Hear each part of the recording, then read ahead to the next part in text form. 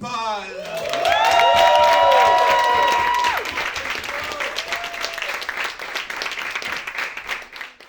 Couramment, les gens pratiquent le jogging. Cela semble être une mode. Le déplacement du corps par course à pied, pourtant sans réelle destination, est un mouvement à l'image de celui de la société. Car sans réfléchir à la direction, ce qui est évident, c'est que tout le monde court. Il est normal qu'à une époque comme la nôtre, où les gens sont assis dans leur voiture, leur bureau et leur quotidien, le jogging soit encouragé et même populaire.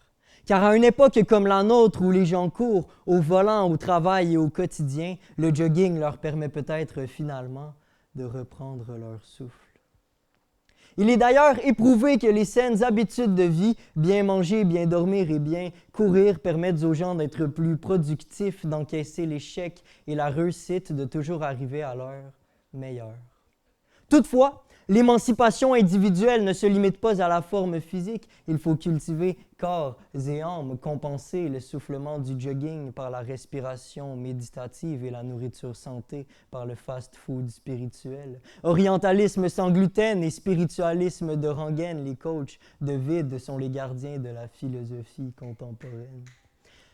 Afin d'apprendre aux gens à être PDG de leur propre existence, des illuminés pas si brillants publient un livre chaque dimanche. Dans les sociétés de croissance personnelle, il faut se dépasser avant de l'être. Adhérer le feu au culte du déplacement de soi, rester dans la course, garder la rythmique et continuer de courir au son des menottes de musique. Et si nous sommes les patrons de notre propre vie, nous en sommes probablement aussi les prolétaires. La discipline personnelle prend des allures de contremaître, l'horloge industrielle s'est optimisée en chronomètre et le travail forcé en heures supplémentaires.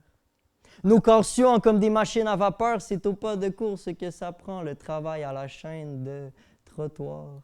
Impossible de ne pas courir près des lois du marché, publicité par-dessus la tête au cas où la réalité frapperait trop fort, assez pour voir chaque personne rayonner de ce feu qui la brûle à force de sans cesse charbonner, le train quotidien qui la fume.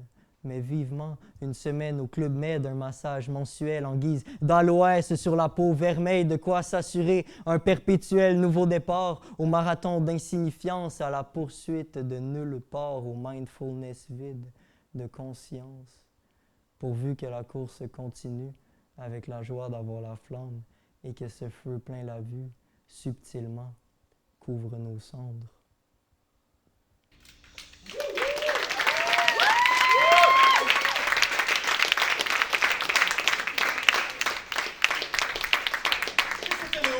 Mesdames et messieurs.